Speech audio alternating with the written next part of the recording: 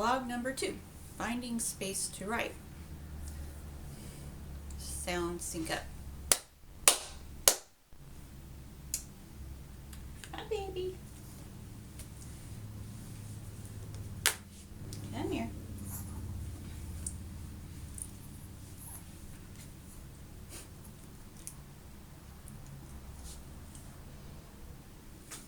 Hi, I'm Jean. This is Pete. He really wanted to be picked up, so here he is.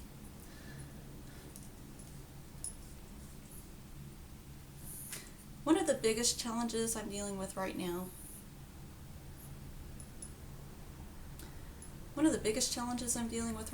at least as far as my fiction writing goes, is finding space to write.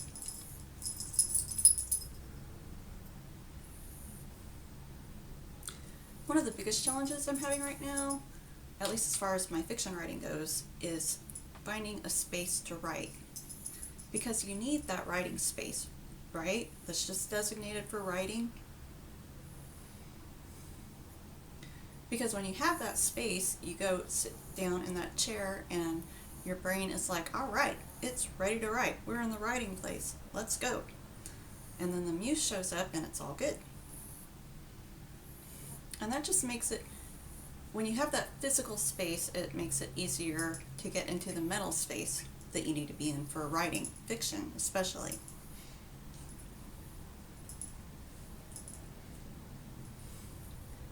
But when I try to write in the same place where I also do my freelance work and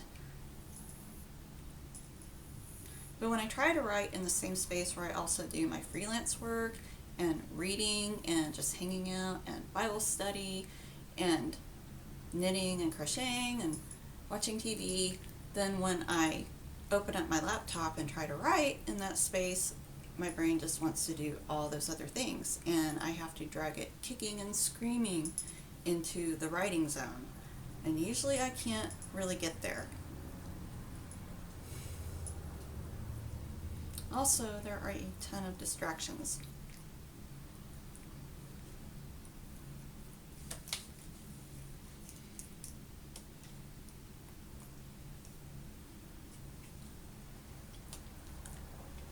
This is a small house. It's not a tiny house by any means, but it's basically a shoebox, and sound really carries from it. My husband, unless he put on his earphones like I asked him to, can probably hear every word I'm saying right now, even though he's at the opposite end of the house.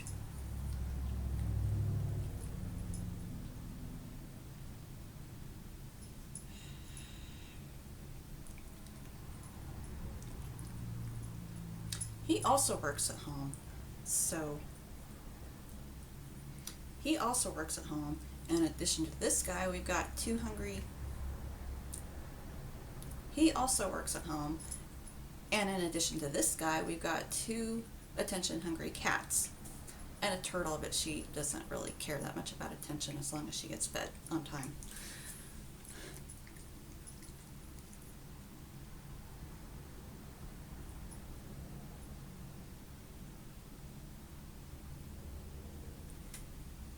So this is not really a recipe for,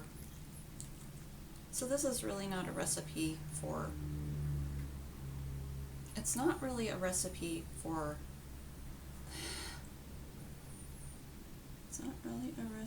distraction. It's not really a recipe for distraction-free, uninterrupted writing. It's not a recipe for distraction-free, It's not a recipe for distraction-free writing.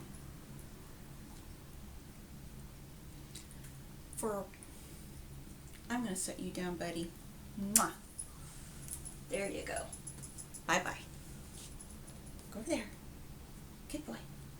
Mwah. Okay. Anyway, this is my craft room, and for a while I was writing in here. I was actually over in that corner in the rocking chair, and that worked out great, except that we keep our cat food and the cat litter boxes in that closet over there, and so the cats are always in this room, and when I sit in here for any length of time, they usually fight over my lap, and it's kind of amazing they're not doing that right now. But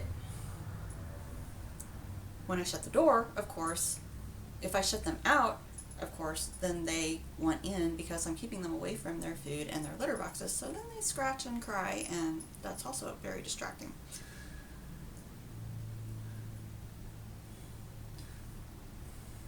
Also, it doesn't always smell that great in here. I have to light candles.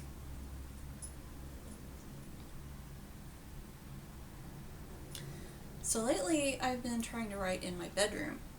It's quieter in there, but my husband and I struggle with insomnia like a lot of creative people do. And we try to practice good sleep hygiene, and the first thing they tell you is don't work in your bedroom. Just like you need a writing space to trigger your brain that it's time to write, you need a sleeping space that's just for sleeping so that when you go in that space and lie down, your brain is ready to go to sleep.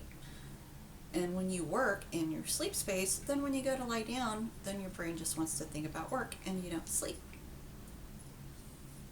And I gotta say, since I started working in the bedroom, I have been sleeping like crap.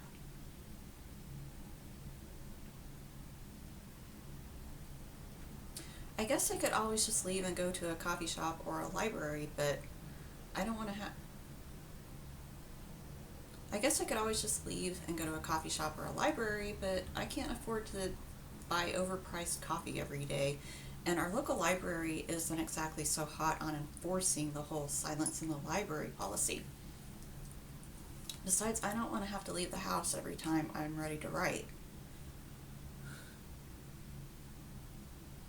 I have to put on pants, makeup, and comb my hair. I don't want to.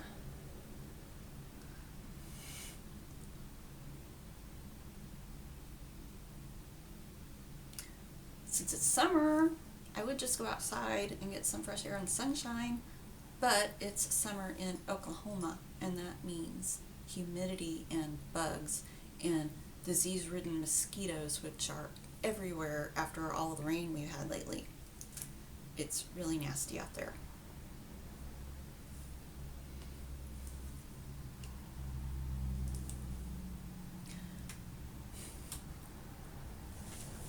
We actually do have a room that's designated as an office. It's that room next door. And I have a desk in there, which is where I used to do all of my writing.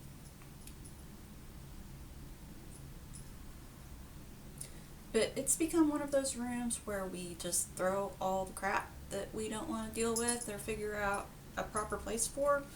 So it's basically a big closet, and my desk is buried under boxes and piles of paper and all kinds of crap. God only knows what all is on my desk right now.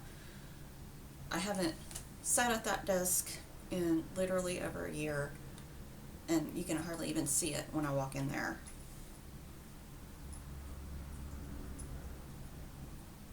I guess I'm gonna have to just suck it up and clean off my desk.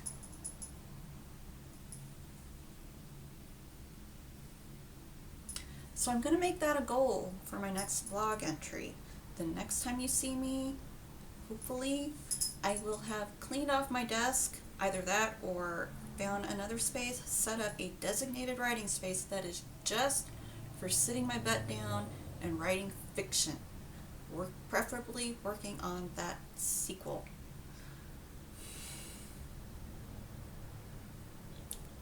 So what about you guys? I'd love to see a video of your writing space that might inspire me in setting mine up. And if you're feeling spatially challenged like me, and if like me you're spatially challenged, feeling spatially challenged, talk about it in the comments. Writer solidarity.